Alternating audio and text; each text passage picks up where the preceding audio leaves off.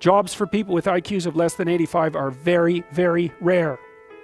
What are they supposed to do? It's 15% of the population. Because one of the things that's happening too is that as the high IQ tech geeks get a hold of the world, the demand for cognitive power is increasing, not decreasing. And IQ is a very good predictor of health. It's a predictor of longevity. It's a predictor of resistance to post-traumatic stress disorder.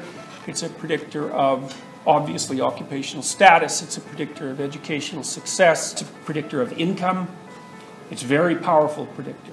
And here's another way of conceptualizing its effect. So imagine that you could choose how you were going to be when you were born. This is in North America, because it's going to vary by society, at least to some degree. To be born into a family that's at the 95th percentile for wealth, or you get to be born at the 95th percentile for intelligence. Who's better off at the age of 40?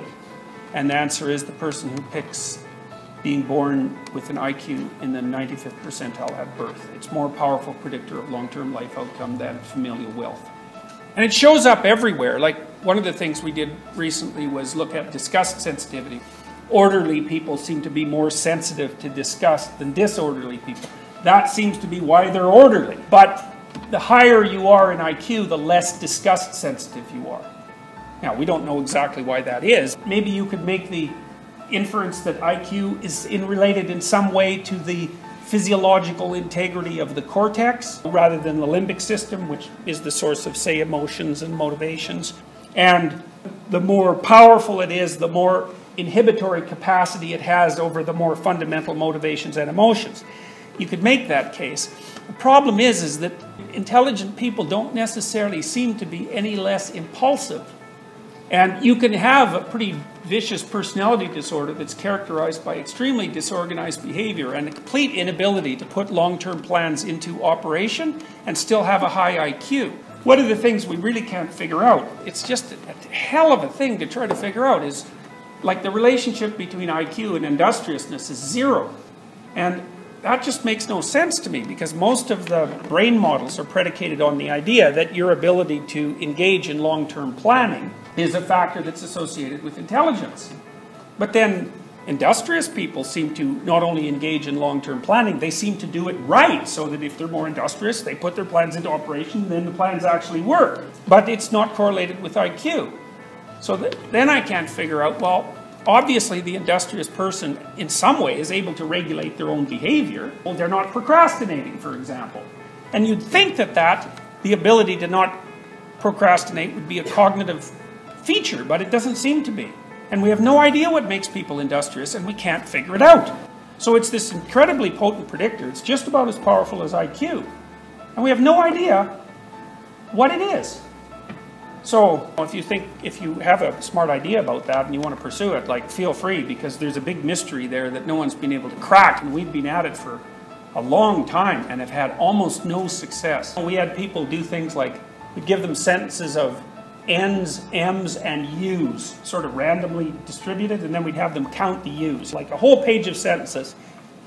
They're not sentences, they're just strings of letters. Count the U's.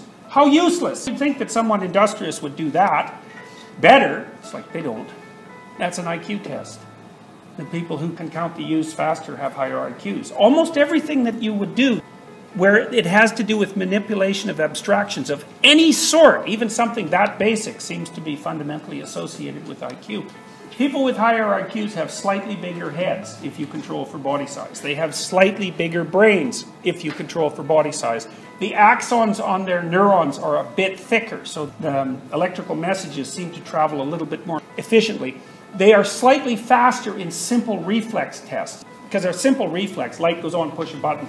There's not many neurons mediating that response, chains of neurons. There's only a few neurons communicating so that you can do that.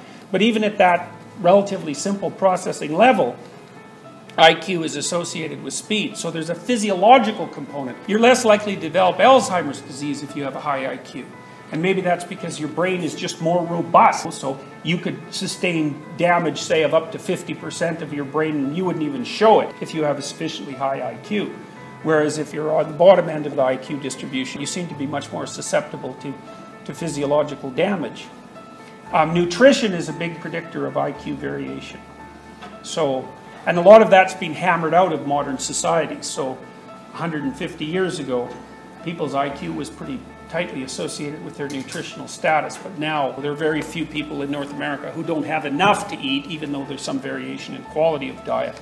And that's flattened out a lot of the cultural variability in intelligence. Okay, so how smart do you have to be different things in life? Well, if you have an IQ of 116 to 130, which is 85th percentile and above, so it's 1 person in 8 to 1 person in 20, then you can be an attorney, a research analyst, an editor, an advertising manager, a chemist, an engineer, an executive manager, etc.